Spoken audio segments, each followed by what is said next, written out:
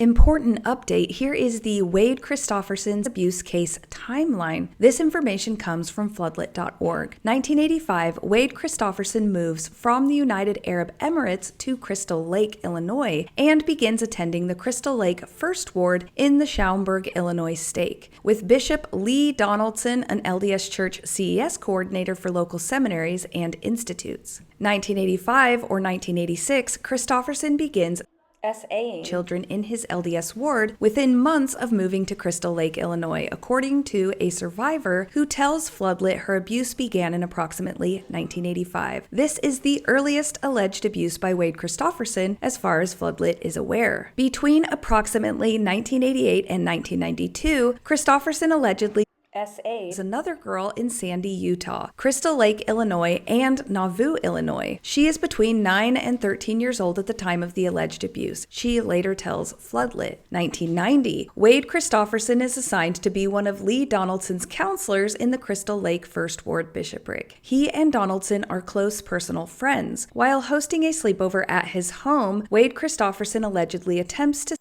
an underage girl, the third alleged victim described so far. According to a relative who later communicates with Floodlit, the girl got out of the situation and calls her parents to come pick her up. Her father tells Bishop Donaldson, who says he will take care of it. Months pass as the victim waits for Wade Christofferson to be released from his bishopric position. It never happened, she later tells Floodlit. Wade Christofferson is eventually released. As of 1993, the Crystal Lake First Ward is now in the Buffalo Grove, Illinois stake. 1993, Wade's brother, Todd Christofferson, becomes a Mormon general authority and member of the First Quorum of the 70. 1994 to 1996, John, brother of an alleged victim of CSA by Wade Christofferson, attends the LDS Church in Crystal Lake as a young teenager. He later tells Floodlit, "My family knew the Christoffersons very well and spent a lot of time with them. I have now learned that my female friends from that period were either victims or nearly so. They woke up at sleepovers to Wade hovering over them or lying on the floor by their bed or trying to get into the bed with them. From what I have learned from talking to friends is that he used to hold sleepovers with girls in the ward. He also used to take photographs of girls. Nothing ostensibly inappropriate, but those photos weren't shared with the girls and were for himself."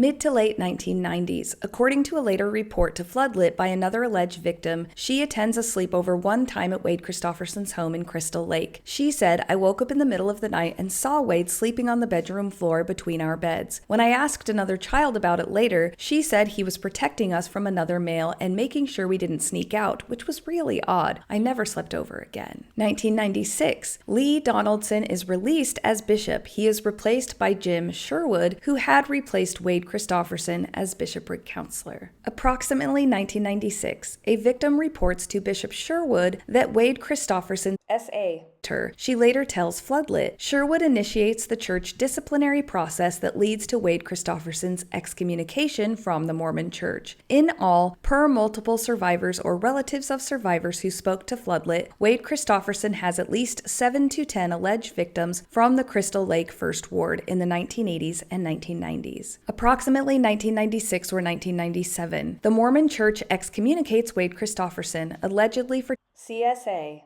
A story circulates among Crystal Lake First Ward members that the excommunication is due to a romantic extramarital affair with an adult coworker who blackmailed Wade Christofferson, according to multiple survivors or their relatives who spoke with Floodlit. Wade Christofferson continues to attend church meetings but stops taking the sacrament for a time. Approximately late 1997 or 1998, Wade Christofferson moves from Crystal Lake, Illinois to Dublin, Ohio, and begins attending the Dublin Ward, later renamed the Dublin First Ward, in the Columbus, Ohio stake. 1998, Wade's brother Todd Christofferson becomes a president in the Mormon Church's presidency of the 70. Between approximately 1998 and 2006, Wade Christofferson is rebaptized. An asterisk or annotation on his church membership record forbidding leadership positions with access to children is removed, according to a survivor who told Floodlit that a stake president she spoke with in 2024 confirmed the prior existence and removal of the annotation.